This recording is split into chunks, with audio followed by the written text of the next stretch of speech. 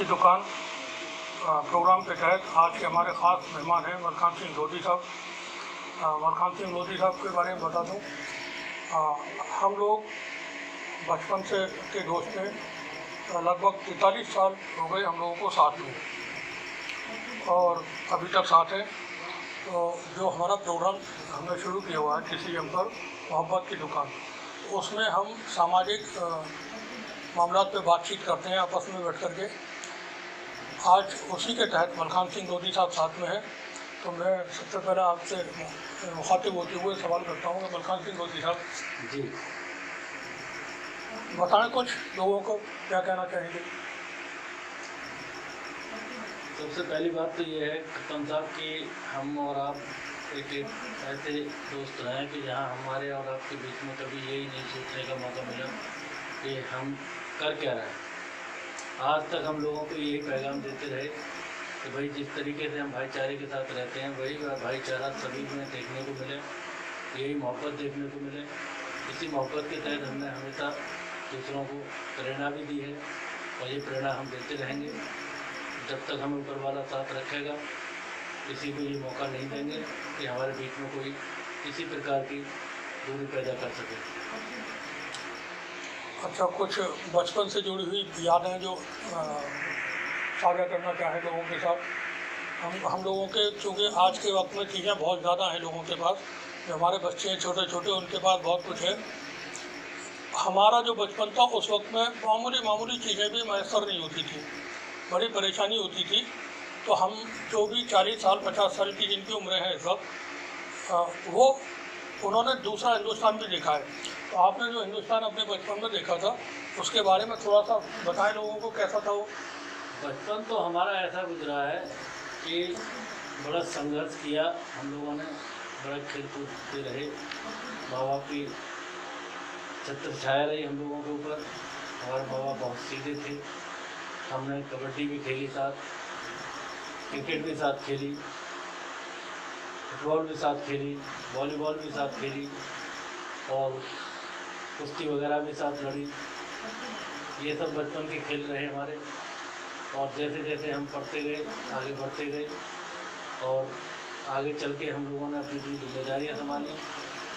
शादी हुई, शादी के बाद बच्चे हुए, बच्चों के की परवरिश में लगे रहे, जुटे रहे और कुछ उसके सांस्कृतिक कार्यक्रम भी कराते रहे, जैसे कि रामलीला से ज़्यादा हम लोग जुड़े रहे। पिछले 18 साल से हम कंटिन्यू श्री ग्यासी राम रामलीला के नाम से ये महोत्सव कराते आ रहे हैं रामलीला का। और इस वर्ष भी हमारा रामलीला का महोत्सव होगा सितंबर में, अक्टूबर में चालू होगा। सितंबर से हमारी तैयारी शुरू हो जाएगी। यही सब चीज़ें चल रही हैं ज़िंदगी में हमारे। अच्छा, बता दें मलखान सिंह रामलीला में पाठ करते हैं तो उसमें अलग अलग पाठ इन्होंने अब तक किए। अंगद का किया है, हनुमान का खासतौर से। वो हनुमान का जो पाठ है वो मलखान सिंह के लिए रिजर्व है एक तरह से। और हमारे यहाँ पड़ोस में ही रामलीला होती है, हर साल होती है और बड़ी खूबसूरत भव्य जिसको कहना चाहिए वो रामलीला होती है। सभी के सहयोग से पूरा समाज उसमें पार्टिसिपेट करता है जी। अच्छा, कभी यहाँ यूनिवर्सिटी के एक बाग है अमरूदों का, बाग में से अमरूद वगैरह चुराए? अरे कप्तान, ये तो हमारा शौक था। चुराना क्या था, बस हमारे द्वारा लगाए हुए पेड़ों को हमने सींचा था और उन पेड़ों पर जब अमरूद आने लगे तो ऐसा दिन कोई नहीं गुजरा हमारा जिस दिन सुबह मॉर्निंग वॉक में गए हम और जाके हमने अमरूद ना खाए।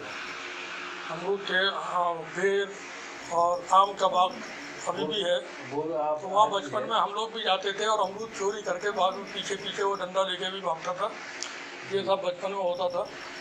अच्छा, जैसा तमाम चीज़ें चल रही हैं समाज में और आए दिन बहुत सारी बुरी खबरें मिलती रहती हैं कि यहाँ झगड़े हो गए, वहाँ बवाल हो गए और जो टकराव की बातें आती हैं। तो ये चीज़ें क्यों बढ़ रही हैं और इन पर कैसे, अगर आपसे पूछा जाए तो क्या कुछ समाधान है, कैसे रुकें ये आपसी भाईचारे के तहत ही रुकेंगी। और आने वाला वक्त जो है इन सब चीज़ों पर काम भी होगा। और मुझे लगता है कि ये जो कुछ ही चंद लोग ऐसे हैं जो भाईचारे के बीच खाई पैदा करना चाहते हैं। नहीं, मुझे तो नहीं लगता कि किसी तरीके के भाईचारे में कहीं कोई टूटी वगैरह चल रही है या कहीं किसी तरीके से मुझे कहीं ऐसा महसूस नहीं हुआ आज तक कि भाईचारे में कहीं मुझे कहीं किसी ने किसी गलत उससे देखा हो, जहनीत से देखा हो। मुझे तो हर जगह प्यार मिलता है। भाई मैं तो यही पैगाम देता हूँ, यही मिशन देता हूँ सबके लिए कि जो आप लोग कर रहे हो या आप लोगों के सामने जो तस्वीर दिखाई जाती है ये बिल्कुल बकवास है, लोगों को गुमराह करने की बात है। ऐसा नहीं है कि भाईचारा आज भी हमारा कायम है और जब तक दुनिया रहेगी तब तक ये भाईचारा काम रहेगा। कुछ ही दिन की बात है, ये सब बादल छट जाएंगे, लोगों की असलियत सामने आ जाएगी।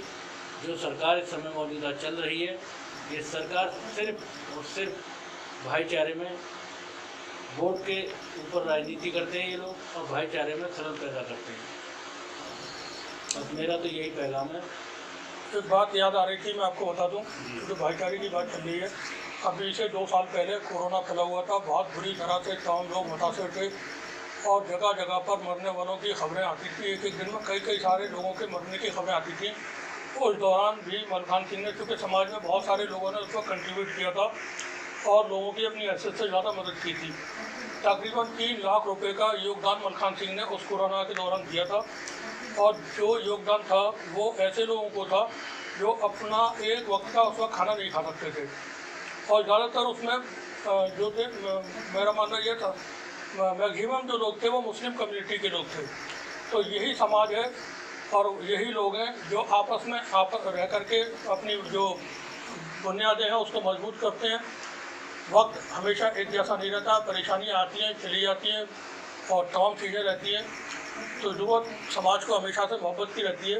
मलखान सिंह कुछ फिल्मों वगैरह की बताओ यार। फिल्मों को तो कैसे घंटा गोल करके जाया करते थे और घंटा गोल करके, तो ये समझ लो कि हमने कोई हफ्ता ऐसा गया हो जिसमें हमने अपने दोस्तों के साथ, अपने बचपन के साथियों के साथ पिक्चर ना देखी हो। कोई भी हफ्ता ऐसा नहीं गुजरा जिस हफ्ते में हम लोग पिक्चर ना देखते थे, क्योंकि घर वालों से तो इकट्ठा पैसा मिलता नहीं था, कंट्रीब्यूशन करते थे आपस में, फिर टिकट लेते थे, टिकट कुछ ज़्यादा लेते थे तो उसको फिर वहीं और लोगों को ब्लैक में बेचते थे और बेचने के बाद जो पैसा बचता था वही उसका, जिसका पैसा लगता था उसका पैसा वापस करते थे, बाकी जो है अपना खर्च करके चले आते थे। वो एक ये समझ लीजिए शौक़ था और लोगों में आपस में पैसा भी अपना बचा रहता था और थोड़ी सी मेहनत करके टिकटें फालतू निकालने के बाद दूसरे लोगों को दी, देने के बाद जो है अपना पिक्चर भी देख ली, शौक़ भी पूरा हो गया और चले आए अपने। घर वालों को यही पता थी कि हम पढ़ने गए, लेकिन ये बड़े दिलचस्प ज़िंदगी थी वो। और कभी ये नहीं लगता था कि साहब ऐसा भी वक्त देखने को मिलेगा कि आज जो समय चल रहा है, जिस तरीके से इस सरकार ने हमारे समाज में जो परेशानियां पैदा कर दी हैं, लोग समझ नहीं पा रहे हैं। अभी कुछ दिन बाद समझेंगे भी और इनको, इस सरकार को जड़ से उखाड़ फेंकेंगे भी। ये मेरी उम्मीद है मुझे, और ये समय ज़्यादा दिन नहीं, आने वाले वक्त में देखने को मिलेगा। आज़ादी का मौका है, सभी लोग खुशियाँ मना रहे हैं आज़ादी की। हम सबको मुबारकबाद देते हैं आज़ादी के लिए, आज़ादी की, और उम्मीद करते हैं कि ये आज़ादी बरकरार रहेगी और लोग खुशहाल हों, इसकी उम्मीद करते हैं। क्योंकि पिछले वक्तों में काफ़ी लोग परेशान हैं, उनके कारोबार नहीं चल रहे हैं, उनके जो भी धंधे थे वो नहीं चल रहे हैं, लोग बहुत परेशान हैं। 85 करोड़ लोग इस वक्त सरकार के दिए हुए राशन पर ज़िंदगी बिता रहे हैं। तो ऐसा जो माहौल है, क्योंकि समाज में जो टेलीविज़न वगैरह से दिखाया जाता है वो अच्छा दिखाया जाता है, कुछ चीज़ें जो हैं उनके बारे में बात नहीं होती। तो 80-85 करोड़ लोग हमारे मुल्क के इस वक्त सरकार से मिलने वाले राशन पर जी रहे हैं। ये जो मुश्किलें देश के सामने इस वक्त है, समाज के सामने मौजूद हैं, उसका मुकाबला सिर्फ मोहब्बत से किया जा सकता है। हम सबको मुबारकबाद देते हैं और जैसा मैंने बताया, मलखान सिंह और मैं, हम दोनों पिछले 43 साल से साथ में हैं। आज की ये जो चर्चा है वो इसीलिए है कि हमारे समाज को ज़रूरत है रिश्तों को मजबूत करने के लिए। और जो सियासी लोग, राजनीतिक लोग जो एजेंडे चलाते हैं उससे बच के रहें। आप सभी का बहुत बहुत शुक्रिया, मलखान सिंह जी का बहुत बहुत शुक्रिया, और सभी लोग खुश रहिए, आज़ाद रहिए। जय हिंद, जय भारत। सभी के लिए हार्दिक शुभकामनाएं इस 77वें गणतंत्र दिवस की, और सभी लोग आज़ादी को बहुत प्रेम पूर्वक मनाएं। किसी प्रकार की किसी के अंदर कोई भेदभाव की न पैदा हो, यही मेरा देशवासियों से पैगाम है, प्रार्थना है। जय हिंद।